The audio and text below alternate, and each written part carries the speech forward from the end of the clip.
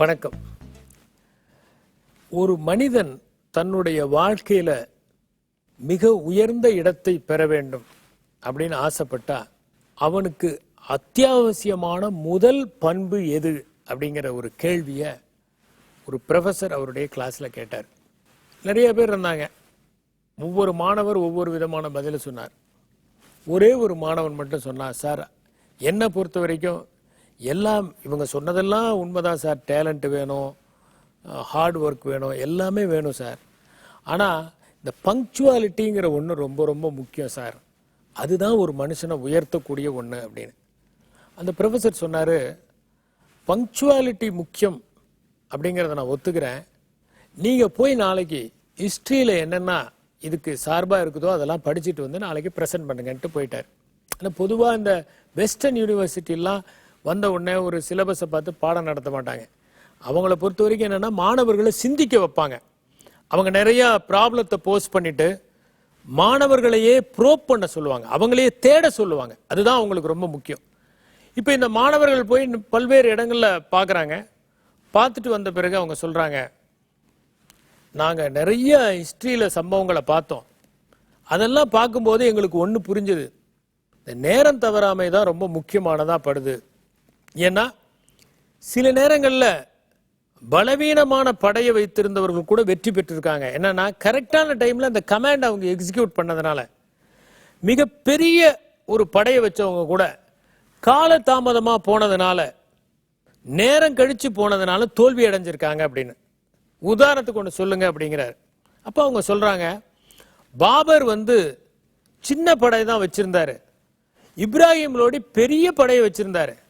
ஆனால் பாபர் முன்னாடியே பேட்டில் ஃபீல்டை ப்ரிப்பேர் பண்ணிட்டாரு, பானிபட்டை ப்ரிப்பேர் பண்ணிட்டார் 1526. ஆனால் இப்ராஹிம் லோடி பின்னாடி வந்தார். பின்னாடி வரும்போது இந்த ப்ரிப்பரேஷன் என்னன்னு அவருக்கு தெரியல, அதனால பாபர் விரிச்ச வலையில அவர் மாட்டிக்கிட்டாரு அப்படின்னு சொல்லி சொன்னாங்க. அப்போ ஒரு மாணவன் சொன்னா, இதை சைனீஸ் ஹிஸ்டரியிலையும் பார்க்கலாம் அப்படின்னு.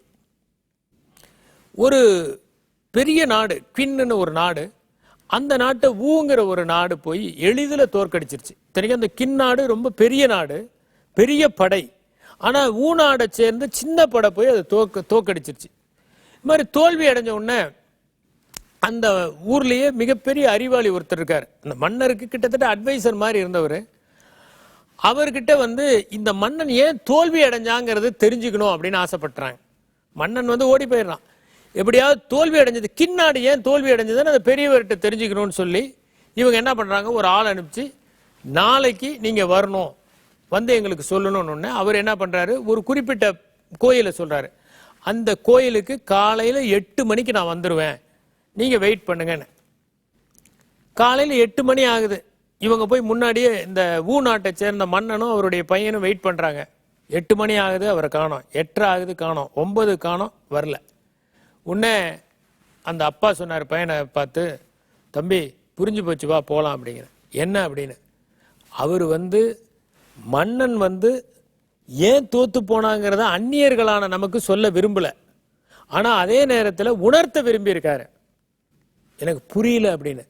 அவர் கின்னாட்டினுடைய குடிமகன், தான் மன்னன் இதனால தான் தோத்து போனான்னு அவர் எப்படி சொல்லுவார்?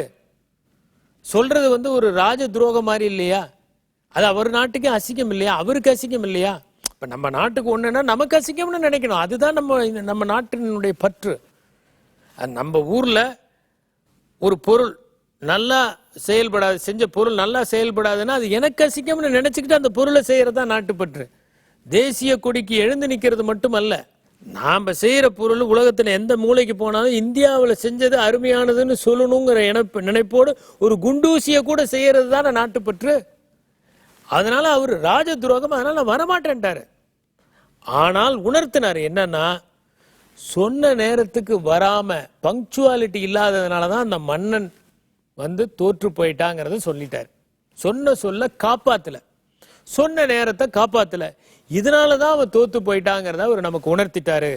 அதனால எக்காரணத்தை கொண்டும் நாம இந்த நாட்டில் பங்க்சுவாலிட்டி தவறாமல் வாழ ஆட்சி புரியணும் அப்படின்னு அப்பா சொன்னாருங்கிறது அந்த சீன கதை. இதை அந்த மாணவர் சொன்னார். இப்போ நம்ம எவ்வளவுதான் திறமைசாலியாக இருந்தாலும் உரிய நேரத்துக்கு அந்த ப்ராடக்ட் வரலன்னு வச்சுக்கோங்க, நமக்கு கோபம் வரும். ஒரு காலகட்டத்தில் பார்த்தீங்கன்னா தீபாவளிக்கு வந்து போய் துணியை எடுத்து கொடுத்துட்டு நாங்கள்லாம் வெயிட் பண்ணிட்டு இருப்போம் டைலர் தச்சு கொடுக்கறதுக்காக. முத நாள் ராத்திரி வரைக்கும் பிரச்சனை தான். இப்போ அந்த பிரச்சனைலாம் இல்லை. இப்போ ஒவ்வொரு இடத்துலையும் ரெடிவேர் வந்துடுச்சு. போய் நாம் வந்து ட்ரெஸ் வாங்கி போட்டுக்கிறோம், நம்ம சைஸ் என்னான்னு சொல்கிறோம். இப்போ இன்னொன்று வந்து லூஸாக வந்து சட்டை போடுறது ஒன்றும் பிரச்சனை இல்லை. ஏன்னா ஆளும் லூஸு சட்டையும் லூஸுன்றான். ஏதாவது ஒன்று லூஸாக இருந்தால் தானே பிரச்சனை, ரெண்டுமே லூஸாக இருந்தால் பிரச்சனை இல்லைங்கன்னு. இந்த சூழலில் இந்த காலம் தவறாமை ரொம்ப முக்கியம், சொன்ன சொல் தவறாமை ரொம்ப முக்கியம். இதை வந்து நம்ம வாழ்க்கையில் எந்த பிஸ்னஸ் பண்ணாலும், எந்த செயல் செய்தாலும், அல்லது எந்த விதமான பணி செய்தாலும் அதில் தவறாமல் கடைபிடித்தால் காலம் நம்மை கௌரவிக்கும், நம்மை கொண்டு போய் உயர்ந்த இடத்தில் உட்கார்த்தி வைக்கும் என்பதை உணர்வோம். நன்றி, வணக்கம்.